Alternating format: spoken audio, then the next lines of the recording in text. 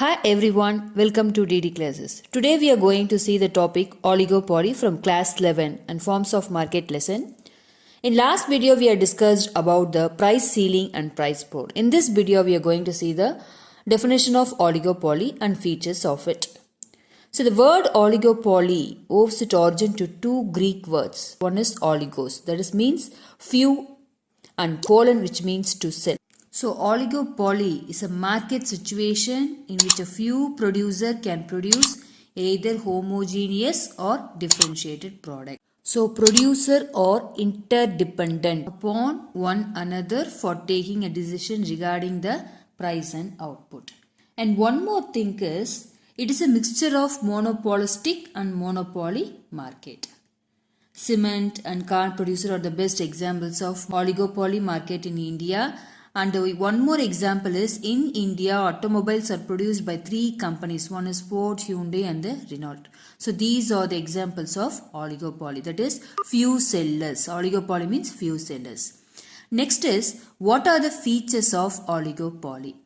Few firms and large number of buyers. In this feature, there are the few large firms producing the homogeneous or differentiated goods. For example, the market for automobiles, cement, steel, etc.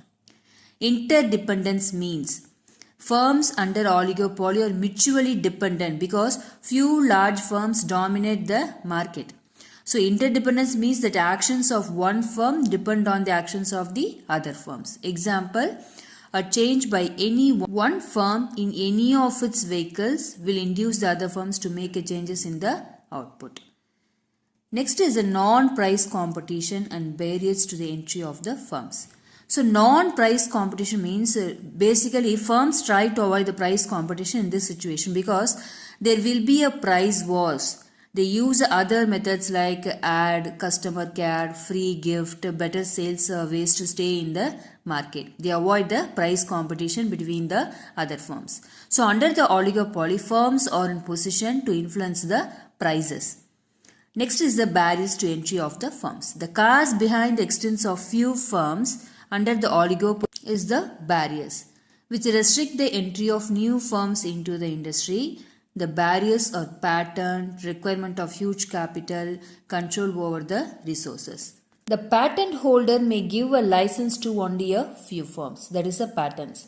And requirement of huge capital is huge investment is required. It may not be very easy to arrange the funds for new firms on the basis of the creditworthiness.